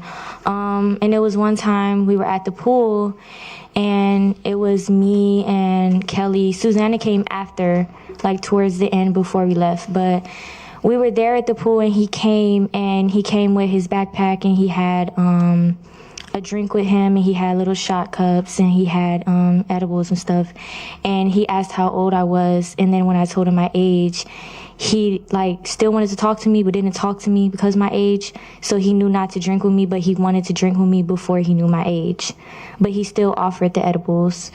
But then that was the interaction I had with him that night. And before we left, I believe it was the same day, We wanted to order pizza because, it's a hot day outside. Someone wants to eat. We wanted to eat and we was going to order pizza. He offered us to give us a ride to get pizza, but we said no because we're underage, you're grown, so we said no to that. We ordered pizza. We went home about our day. That was the one, I could say face-to-face interaction, full conversation. Since that time, our criminal investigators have been working this case continuously, and we have reached a threshold to where these charges have now been upgraded to felony murder and kidnapping charges. Miles. Yes. This is where we're at, okay? And I'm gonna be completely honest with you. Your phone records are there. You make 2 phone calls 3 hours after she's last seen on camera. And your gun is found right there as well with your phone, where those 2 phone calls are placed. Help me out. So, I understand where this is coming from. No, I'm saying, I know you do, just help me out a little bit. Yeah. I don't know what you're thinking, but no. What would you think? You think I have something to do with No, I said, what would you think? Oh, no, I get that part, but now my heart's beating, it's like, whoa, I get that. That's almost like, hey, stuff like that, but no, I never been like that, I would never do something like that. I was actually on the phone with her, her and my side chick, like that, and I'm talking to them about stuff, that's it. What's your side chick's name? Avion. Avion, that's the one that lives? Austell area. You getting chased around by your girlfriend and then call your side chick to decompress? Yeah, and then I talk to my girlfriend and end up meeting stuff like that. So, the phone records put you literally right there. And it's not your personal phone. You call her on your work phone. Yeah. Why'd you do that? I think my personal phone was dead. Okay. But I have both their numbers, I just need to calm down. It shows you in the woods. In the woods? I never left my show. I don't think I was in the woods. Cell phone data placed Miles near the location of Susanna's remains on the night she disappeared. Records also indicated that his phone returned to the area later that morning, about an hour before he reported his firearm stolen. My DNA, whatever. We've done that. Soldier to soldier, cop to cop. Yeah. I told you I've looked into Susanna. Yeah. I know what kind of friends she had. I know what she did, and I know how she was. Basically, we know you were there, but we need to figure out why and what happened. I don't think you're a bad guy. I don't. You weren't brought up here in handcuffs or anything. Yeah, no. So, and I have your back. That's what I'm saying. You're like family. You know what I'm saying? We're all family here. I gotta figure out what happened. Yeah. Because there's no arguing. If you were there, if you weren't, we know you were. Right. So we have to, I know that it was more than you were talking to your girlfriend. There was movement around there, so that's what we have to cover right now, okay? Tell me what happened, please. I don't know. I literally was with my girlfriend, on the phone with my girlfriend, and that's it. During testimony, Miles's ex-girlfriend, Avion Smyer, contradicted his story of that night and pointed out suspicious scratches on his truck. In this case, I called the cause of death undetermined due to decomposition with skeletonization. I believe if I had had the intact body, I could have come up with a specific cause of death, but I'm limited based on what I have. The body is too decomposed. All I have is a skeleton. Because the circumstances, again, young female, this isolated area where it's far removed from where she was last known to be alive, and no personal effects, no clothing. As a medical examiner with 30 years of experience, if I were to see an intact individual at this type of a scene, first thing I'm going to think of is some type of homicidal violence, specifically some type of asphyxial type component, strangulation, suffocation, chest compression, things of that nature. Because if you have a nude individual, nude or partially nude, that better be, as a medical examiner, that better be one of the first things you're thinking about. Though an autopsy couldn't be performed to prove sexual assault, Miles's actions were sexually motivated. Detective Angela Carter testified about her findings from Miles's search history. I found photographs of him looking at the media coverage of Susanna that had the pictures attached to them. All right, now 396, what are we looking for here? How are you ID'd by dental records? And when did this search occur? February 9th, 2023 at 4:04 a.m. UTC time, which would be February 8th, 2023 at 11:04 p.m. All right. How long after the defendant searched for the camera footage from the Georgia Department of Transportation, and I'll try to put them both on the screen here, did he search for how was somebody identified by dental records? A little over 10 minutes later. And then lastly, it says record number 404. What is that search? Gwinnett County teen found. Michael Jones, a fellow inmate of Miles in prison, also testified against him. Okay, and what conversation did you have with him about some of the details of what was contained in the discovery? After a few days, after he read it, looked over it, he come back out and he said, "Well, I don't think I'm not gonna get charged for this. They ain't got nothing against me. There's no. It says right here plain. He says it says right here plain. There's no blood, no semen, no nothing. They can't. They ain't got nothing against me." A former classmate, Alicia Bates, provided testimony that shed light on Miles's character. I've known him since 5th grade. We grew up together. She believes that Miles broke into her home. Well, my neighbor told me that she saw Miles come into our community and listening to my door when I wasn't home and just trying to see if I was home, messing with my doorknob and stuff. She told me, and when she showed me the video of him, it was all alarming. Then did you go out and get a firearm because of him? Yes. She stated that Miles became so aggressive that she feared for her life and reported him to his employer, the Doraville Police Department. I don't think they took the matter serious because he was a cop. However, I do feel like if they did, Susanna could still be alive. She claims this stalking occurred both before and after 16-year-old Susanna Morales went missing in July. He was capable of it. When the officers asked me why he was trying to break into my apartment, I told them that I was scared that he was trying to break me. Alicia Bates now believes her childhood friend, former Doraville police officer Miles Bryant, stalked her at her Snellville apartment last year. She believes this Ring video her neighbor gave her is Bryant, as he lurked around her door, trying her knob, wearing a hood on his head. She says he even broke in one time when she was not home. Okay, Ms. Bates, we were talking about the last time on December 12th, 2022, the day after you had called police, and you said you saw him by your dumpster trash area in your complex. Yes, ma'am. I saw him. I was walking to my car. I felt like somebody was watching me. It was pretty late, so I was alert. It's pretty dark. Did you see a vehicle? I did. I saw a F-150 parked by the dumpsters with a dark-skinned male standing outside with glasses on. Okay, and what did you do when you saw that F-150 in the mail? I hurried up and got in my car and locked the doors and called my boyfriend, or my ex-boyfriend. And did you leave your complex that night then? I did.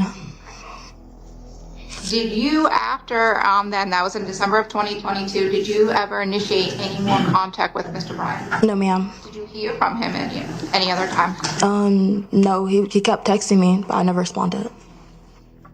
And again, since knowing him from 5th grade to today, did you guys ever go on a date? Never. Did you ever sleep together? Never. Did you ever express any interest in him? Never. Would she have gone there while y'all were talking, while you were driving around? I don't know where she went. I think she was driving around too.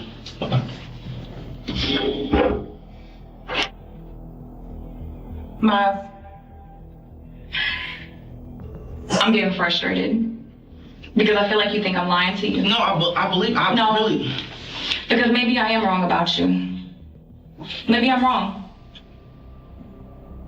You also tried to get into a girl's apartment off Annistown. You didn't? Oh, your phone was just casually there too? No, they had a whole investigation about that. I was there, but I didn't try to break in her apartment. She lied. So what was you trying to do? I was talking to her. Like we was free. Like You didn't try to open her door? Me and my sergeant. You didn't answer my question. You didn't try to open her door? Yes. Okay, I know. Why was you hiding your head? It was raining. Oh, it was raining. Where was your PC? You was wearing a gray jacket. Yeah, because that was a violation of 6. You're right. Yeah, exactly. Because you didn't want anyone to see your hat because it has your name on the back of your head. Okay? No, I didn't have a PC on, I swear. I know, exactly. Yeah. Because you didn't want people to see your name. No. Yes. She knew exactly where I was. She knew where I was. She didn't want you there. She didn't ever tell me that. She never told me that. Did she invite you over? No. You didn't. So you just show up to this girl's apartment and try to break in. That's how it looks, right? Yeah. So casually, you're just the victim in all this. You're just casually being in all these like victim situations where you're just casually in the wrong place at the wrong time. That's what you're telling me. No, my sergeant did a whole investigation. Miles, you gotta just take a minute, take a breath. You gotta stop. Put me as a suspect in this. It's okay. Take a breath. Take a deep breath. We need your help. We want to give this family closure. I understand that. Your gun's there. Your phone puts you in the woods. What can we give this family? You're not a bad person, Miles. This is not just an effect on you, this is an effect on all officers everywhere. I know, I'm not, it's not me. It's not me. If you were me, what would you do? I understand it, I don't know. Tell me, what would you do? Tell me. Investigate some more stuff like that, I don't know. Like what? I know you did your thing, you did your due diligence. It's not, nothing to do with that part. You can ask my girlfriend, when nobody was with me. When she was with me, even before all that nobody was with me. How do you explain your truck being parked in front of Susanna's house a month after she went missing? What you mean? So do you guys use Vigilant? You know what Vigilant is? Mm-hmm. So it compiles, you got LPR cars? Yeah. So it takes every LPR car, and it takes all the LPR cars from like the repo people, mm-hmm. and it puts it into Vigilant, and we can research that. Mm-hmm. So doing our due diligence, your truck is sitting outside Susanna's house. Where does she live? I sit outside her house. Where does she live? Can you show me my truck? Yep, sure can. No, I can't. It's dead. Pretty sure I took a picture of it though. Like just sitting there? Mm-hmm. I don't even know where she lives. God. It's not a question about if it's you or not, because we already know that. No. But listen, it's a question about what happened, okay? Sitting there. It's a question about if you are a cold-blooded killer or if you made a mistake. That's literally where we're at right now. Susanna's family attorney, Alex Northover, states that the Doraville police failed to take timely corrective action. There were multiple indications that this individual presented a danger. There was a previous allegation of stalking. Alex Northover asserts that the city of Doraville should be held accountable, adding that he communicated with officials during the ongoing criminal and civil investigations. Take responsibility for their role in this tragic incident and take measures to make sure that this doesn't happen again. He suggests it's time to reform the process of recruiting new officers. Increased hiring, screening procedures, adequate training. Yet, more startling revelations are on the horizon. While he was on duty and in uniform, asked her to utilize her cell phone because he needed to log into his bank. And instead of doing so, he accessed her videos and sent himself videos of conducting sexual activity on her phone. He's a danger to women in this community. He is has not upheld the oath that he took to protect and serve both the citizens of Doraville and the state of Georgia. The jury viewed police body cam footage documenting Miles's interaction with a girl who returned home after being reported missing by her family in May 2022. Something was happening to you. We're doing a rape or a missing person, then we find your body out there in the woods. Then what? Because I know you're probably strong and you're smart and you know say no to strangers and stuff like that. Nowadays people don't care. People are my size, big, and just come snatch you up. You can scream, you can shout all you want, and they'll throw you in the back of the van and go take you, and your parents will never see you again. This badge is supposed to stand for something. It's supposed to stand for the obligation somebody takes to serve and to protect their community. Every officer takes that sworn statement. It's on the side of police cars. They are to serve and to protect. That flag, the United States flag, means something. When somebody in the National Guard takes an oath to uphold and defend the Constitution of the United States and the laws of our country and the laws of the state of Georgia, it means something. But to the defendant, it meant nothing. He took those oaths, and as you've seen through the trial, violated them time and time again. He didn't serve, he didn't protect, he abused. He took his power, he took his badge, and he used that to violate the law. He used that to murder. He is a cop-turned killer. Do you personally, Miles Bryant, want to testify or not? No, ma'am. The defendant has freely and voluntarily decided not to testify with a complete understanding of his rights. Has the jury reached a verdict? Okay, if you'll hand it to my bailiff. State of Georgia versus Miles Bryant. Indictment number 24B00156-4. Count 1, malice murder. We, the jury, find the defendant guilty. Count 2, felony murder. We, the jury, find the defendant guilty. Count 3, kidnapping. We, the jury, find the defendant guilty. Count 4, criminal attempt to commit rape. We, the jury, find the defendant not guilty. Count 5, false report of a crime. We, the jury, find the defendant guilty. Defense attorney Tracy Drake addressed the press following the trial. Can you give us a little bit of insight as to what you said during your opening and your closing here when you talked about the jury? You warned the jury they were going to hate Miles Bryant. You warned them that they would think he was cold and callous, and you said you didn't even like him much yourself. Well, just because of the family not knowing for 7 months. You know, that's awful. I mean, I'm a parent. Any parent, you know, I cannot imagine what she went through. And Miss Maria was very gracious to me. I think y'all heard me say I don't like to approach the family, but, you know, I did give her a hug today to express my condolences to her because I know that must have been horrible. Last question. What do you think the most damning piece of evidence the prosecution put forth that pretty much sealed your client's fate? The Life 360. The Life 360. Of course, some of the other evidence was damaging, but I don't think if they had the Life 360 that they would have been able to really go forward. Not the gun in the cell tower. Not, because I think without the Life 360, it would have made it even more difficult to show arguably where she was picked up, where she went, the crash alert. I think all of that really bolstered their case to show that obviously that he did something to her. It took over just 5 hours to reach a verdict, a moment Susana Morales' family had been waiting for nearly 2 years. All we ever wanted was justice for what happened to her.